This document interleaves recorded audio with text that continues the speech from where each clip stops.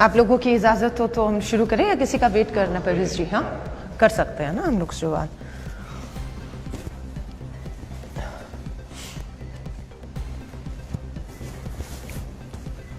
सबसे पहले आप सभी पत्रकार साथियों का मैं कांग्रेस मुख्यालय में स्वागत करती हूं कि आप समय निकाल कर आए हैं।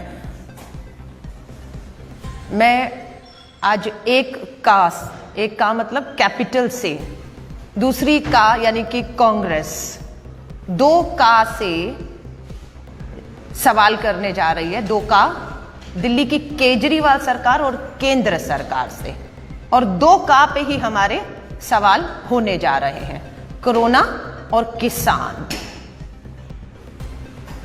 मैं पहले कोरोना के जो महामारी से भारत की राजधानी दिल्ली जूझ रही है, दिल्ली का वर्ल्ड क्लास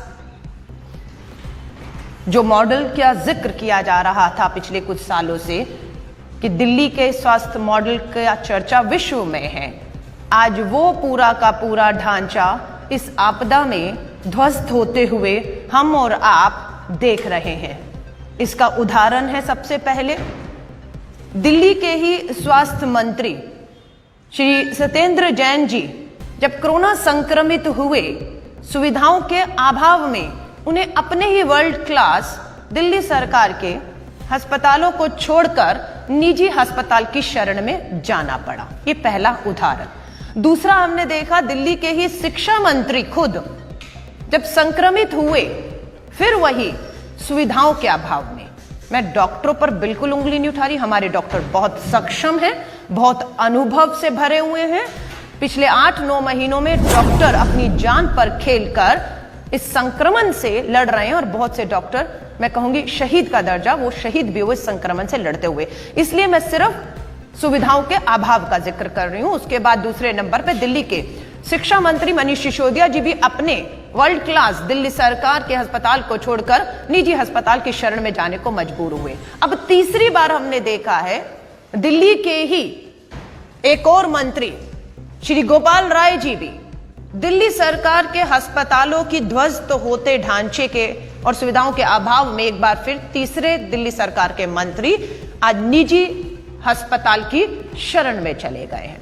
सवाल पूछना चाहती हूं, जिन सुविधाओं के अभाव में केजरीवाल सरकार के एक नहीं, दो नहीं, तीन मंत्री निजी अस्पतालों में जाकर अपना इलाज करा रहे हैं, ऐसी स्थिति में दिल्ली के आम आदमी को अगर सुविधाओं के अभाव में इलाज नहीं हो पा रहा, वो कहां जाएगा? ये हमारा सवाल है जिसका जवाब हम इनसे चाहते हैं। दिल्ली की केजरीवाल सरकार ने 24 नवंबर 2020 को बाइक मशीन वो एक इक्विपमेंट आप कह सकते हैं जो वेंटिलेटर में लगा होता है, जो मरीज के ऑक्सीजन उसके लंग्स तक पहुंचाने का काम करता है। अभी 24 तारीख को नवंबर को केजरीवाल जी ने कहा उन्होंने 1200 बाइक मशीन का ऑर्डर दिया है। मैं आपसे कहूंगी, आप पत्रकारों से कहूंगी, अपनी रिपोर्टिंग को उठाइए और 1 जुलाई 5 महीने पहले LNJP, जिसे कोविड का दिल्ली में सबसे बड़ा अस्पताल बताया जाता है, उस LNJP के डॉक्टर्स ने खुद आगे आकर कहा कि 76 वेंटिलेटर्स मशीनें PM केयर फंड में जो LNJP को कोविड अस्पताल को दी गई हैं, वो काम नहीं कर रही हैं क्योंकि उनमें बाइक जो इक्विपमेंट जो होना चाहिए था वो नहीं है। इसलिए वो मशीनें कारगर, वेंटिलेटर कारगर साबित नहीं हो रहे, जिसका नतीजा ये हुआ है कि 5 महीने की देरी। तो पूछना चाहते हैं अरविंद केजरीवाल जी, आपकी प्राथमिकताओं में जब LNJP के डॉक्टर्स ने कह दिया था कि हमें बाइक मशीनों की जरूरत है, वेंटिलेटर्स पे बाइक नहीं है, आपने 5 महीने क्यों लगा दिए इस बाइक मशीनों के ऑर्डर देने के लिए? आपकी प्राथमिकताएं क्या थी? आप कहां व्यस्त थे कि आप ये नहीं कर पाए? दूसरा, टेस्टिंग के ऊपर आती हूं। आपको पता है सुप्रीम कोर्ट में मामला जा चुका है, याचिका लग चुकी है। याचिका में याचिकाकर्ता ने सुप्रीम कोर्ट को यह कहा है कि जो टेस्टिंग की लागत है वो 200 रुपया है। क्या कारण है कि दिल्ली की सरकार पहले 4500 रुपया उसका वसूलती रही और आज 8 महीने बाद भी 2400 रुपया प्रति टेस्ट का वसूला जा रहा है, जबकि उसकी लागत 200 है। याचिकाकर्ता ने सुप्रीम कोर्ट में उसे 400 तक करने की बात की, फिर भी 50%। तो मुझे लगता है ये मुनाफाखोरों की सरकार बन गई है, आपदा में अवसर खोजने वाली सरकार है कि किस तरह से निजी टेस्टिंग कंपनियों को इन्होंने अधिकार देने के साथ 4500 टेस्ट, आप समझ रहे हैं। अब ये टेस्ट की कीमत क्यों बढ़ी मैं आपको बताती हूं। जब डिमांड और सप्लाई, डिमांड बहुत थी, कोरोना फैल रहा था, सप्लाई टेस्टिंग किट्स की कम थी, इसलिए उसे 4500 रख दिया गया। जिसकी जेब में पैसा था, तालेबंदी थी, लोग बेरोजगार हो रहे थे, महंगाई बढ़ रही थी, जिसके पास 4500 था वो टेस्ट करा पाया, जिसके पास पैसा नहीं था वो गरीब मजदूर टेस्ट नहीं करा पाया समय पर। और जब तालेबंदी खोल दी वो पूरी दिल्ली में फैला, जिसके कारण ये कोरोना संक्रमण फैला। अगर सरकार समय रहते इस टेस्टिंग की कीमत को इतना ना रखती तो मुझे उम्मीद थी कि दिल्ली का हर आम गरीब आदमी समय रहते टेस्ट करा पाता, या सरकार को आगे बढ़कर इस टेस्ट को मुफ्त कर देना चाहिए था। तो मेरा सीधा आरोप दिल्ली की सरकार पे, अभी भी हमारी मांग है कि दिल्ली के बढ़ते संक्रमण और मौतों को देखते हुए दिल्ली के अंदर इस टेस्ट को पूरी तरह से मुफ्त कर देना चाहिए, क्योंकि जब 4500 और 24 में आपने बहुत मुनाफा खोरी करके बहुत कमा लिया है, अब जो कमाया है वो जनता पे लगाना चाहिए। बेहतर होगा कि आप उससे दिल्ली के अंदर मास लेवल पर रैपिड, आप समझ रहे हैं, RT-PCR, जिसके ऊपर कोर्ट भी आज इनसे सवाल कर रही है कि आप एंटीजन टेस्ट करा रहे हैं, जिसकी विश्वसनीयता जो है कम रिजल्ट उसके देखने में आते हैं।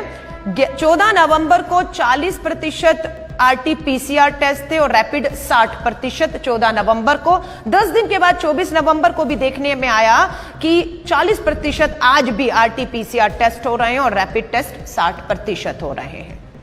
ये मैं नहीं कह रही हूं, अमित शाह जी के साथ, देश के गृह मंत्री जी के साथ दिल्ली के मुख्यमंत्री की बैठक जब 15 नवंबर को हुई, यह दावा किया गया कि दिल्ली में बढ़ते कोरोना संक्रमण को देखते हुए ये टेस्ट बढ़ाए जाएंगे और इसकी संख्या, दिल्ली प्रदेश कांग्रेस के अध्यक्ष हमारे अनिल चौधरी जी ने तो लिखित में कहा था, जिस तरह से संक्रमण बढ़ रहा है 2 लाख टेस्ट होंगे तब हम जाकर पूरी दिल्ली का टेस्ट समय रहते कर पाएंगे। लेकिन इस बात की हमें खुशी थी कि इसे माना गया कि 2 लाख तो नहीं पर 1 लाख टेस्ट हर रोज, ये 15 तारीख को जब देश के गृह मंत्री से दिल्ली के मुख्यमंत्री की मीटिंग थी उसमें कहा गया। लेकिन आज तक देखने में आया वो 1 लाख टेस्ट का टारगेट नहीं पहुंच पा रहा है। आज भी कोताही की जा रही है, लापरवाही की जा रही है, जिसका खामियाजा और नुकसान जो है वो दिल्ली के लोगों को उठाना पड़ रहा है। मैं आपके सामने मात्र नवंबर के आंकड़े रख रही हूं, पिछले 8 महीने में नहीं जा रही हूं।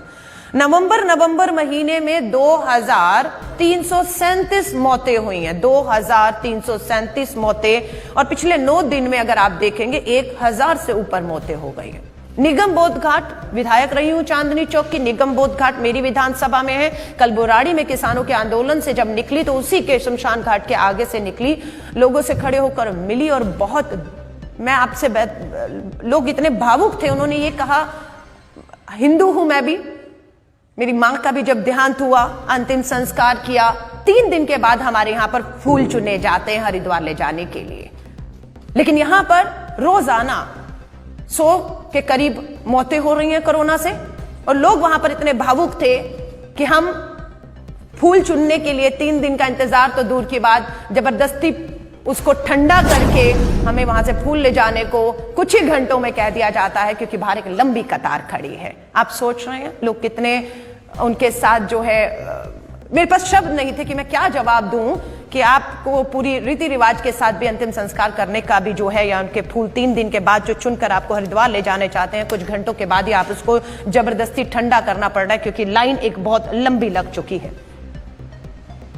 अभी एक और अखबार में पढ़ रही थी, मैं फिर कह रही हूं, आंकड़ों के साथ बहुत बड़ा खिलवाड़ केंद्र की सरकार और दिल्ली की सरकार मिलकर कर रही है, क्योंकि ये दोनों को सूट करता है, दोनों की नाकामियों को बचाता है। इसलिए जो आंकड़े हैं नगर निगम के रजिस्टर में, निगम बोध घाट, पंजाबी बाग जो हमारे कब्रिस्तान है, नगर निगम के रजिस्टर